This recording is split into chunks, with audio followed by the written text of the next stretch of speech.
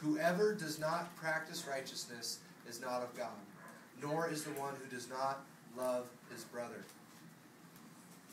So, this is what I want to leave you with tonight, is this question.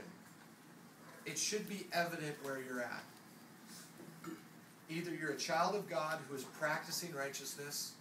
I'm not saying you're sinless. I'm not saying you don't struggle with sin. But you are practicing righteousness. You're seeking to grow in the Lord. And that seed of God's Word and His Spirit is growing in you. And God's refining you.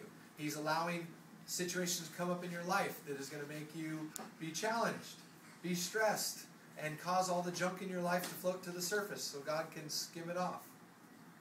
He's working out the sin in us and purifying us on a daily basis. That's someone who's practicing righteousness, seeking to please God with their life and obey Him and keep His Word. Now, what about those who don't do that? They're practicing sin. They are not seeking to please God. They actually want to follow their desires, live in sin, and they just want God's approval. For God to say, that's okay.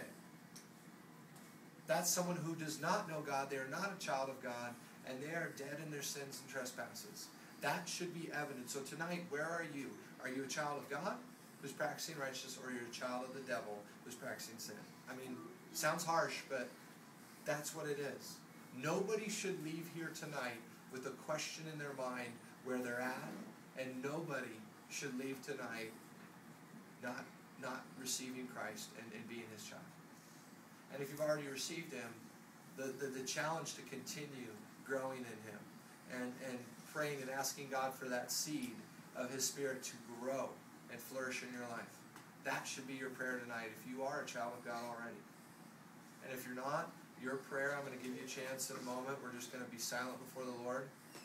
If you are not a child of God and you're seeing the fruit of it, the bad things in your life coming about, then instead of the seed of the Word overtaking your life and growing, you have the seed of sin and the world's things overtaking your life, and you find yourself doing things that in situations you don't really want to be in or you shouldn't be in, then you need to ask the Lord's forgiveness and ask Him to make you His child.